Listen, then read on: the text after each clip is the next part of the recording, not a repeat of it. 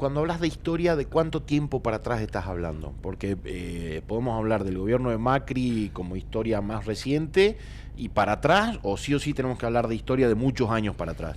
Yo tengo una teoría que solía decirla en clase, que es: nosotros tenemos que comprender la historia argentina en los primeros 20 años de lo que sería historia argentina, entre comillas, para que no se enoje ningún colega. Lo pongo matemáticamente porque es lo que yo hago con mis estudiantes para jugar un poco, que es, si nosotros comprendemos qué pasa entre 1810 y 1830, empezamos a comprender toda la historia argentina, porque después fue como una sucesión de recurrencias, ¿no? Entender, por ejemplo, el fallido del proyecto de independencia, entender, por ejemplo, que a menos de un año de haberse producido la Revolución de Mayo, matan al hombre que tenía más claro el concepto de revolución y el proyecto revolucionario, porque de hecho había escrito un plan de gobierno, que es Mariano Moreno, el primer crimen político de la historia argentina. Nosotros a partir de ahí tenemos herramientas para comprender toda la historia argentina. Así que yo sí creo que hay que ir bastante para atrás y también hay que hacer historia reciente. Hay un historiador que, el apellido es Croce, que dice que toda historia es historia contemporánea. Toda historia es historia contemporánea. Toda historia es historia contemporánea. Yo creo que ahí sí tenemos una cita obligada, quienes enseñamos historia en las aulas y quienes hacemos divulgación histórica. Yo vengo haciendo divulgación histórica, el otro día recordaba, aproximadamente hace 18, 19 años. Y no la hago desde la pretensión de la fama, ni de la pretensión de ser conocida, sino de entender que desde la divulgación y desde los espacios que se me han brindado, yo puedo regalarles un poquito de esta herramienta que permite pensar el mundo de otra manera a la gente común que está en su casa y que, por la razón que sea, no estudió historia, o porque no tuvo en el colegio, o porque pasó por el polimodal y no había historia argentina, o porque le aburrían las clases de historia, o por la razón que sea. O porque hay una tendencia hoy que dice que la historia no importa, lo que importa es el presente y el futuro, y nos olvidemos Totalmente. de qué es lo que pasó para atrás. Sí. Entonces, me parece que es una cita obligada a la posibilidad de hablar de historia. Vuelvo a repetir, yo una vez escribí un post en Instagram para el Día del Historiador y decía esto, ¿no? Ando siendo historiadora cuando me apropio de la palabra en reuniones familiares, en entrevistas y en demás, pero no me apropio de la palabra desde la cuestión egoica de yo quiero hablar y yo sé un montón. Simplemente me apropio de la palabra, o intento apropiarme de la palabra, para compartirle un poco, lo poco que sé, compartírselos como una herramienta para pensar el mundo.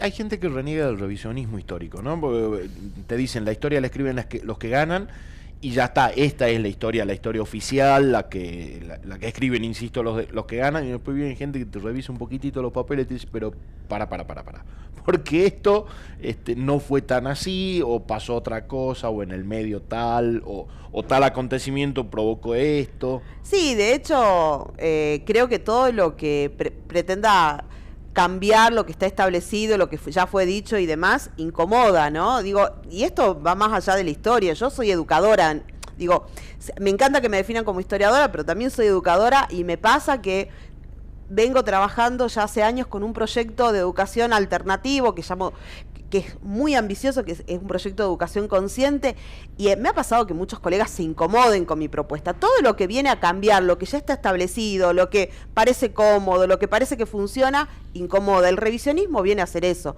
Entonces, sí, obviamente va a incomodar el revisionismo. Me parece que hay tantas historias como historiadores haya, decía un profesor mío en el profesorado, que me parece genial que así sea.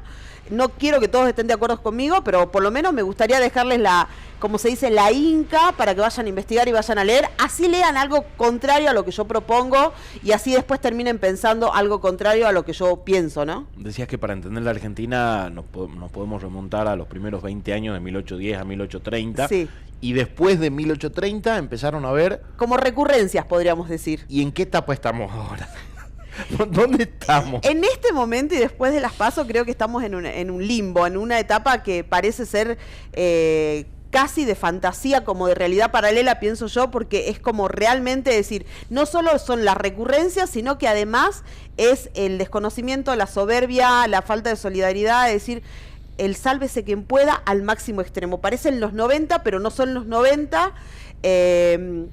Una de las cosas que a mí me sigue asombrando es que incluso después de las PASO no bajó el consumo, ¿no? Digo, el consumo cotidiano de la gente se puede quejar un poco más, un poco menos, el dólar a 800, 750, no sé qué cosa, pero vayamos a lo de todos los días. Vos vas a un restaurante y está lleno, vas a una tienda de ropa y está llena, entonces es realmente un limbo lo que está pasando. Tenemos un fin de semana largo y los hoteles explotan y estamos rodeados de turistas. Entonces hay evidentemente parece que estuviéramos viviendo en una realidad paralela, donde claramente no hemos aprendido nada y donde sálvese quien pueda, que también es producto de la dictadura y también es producto de esa ruptura, de ese estallido del tejido social, donde básicamente nos enseñaron a decir, si a vos no te llevaron es porque vos no hiciste nada, el que se lo llevaron es porque hizo algo.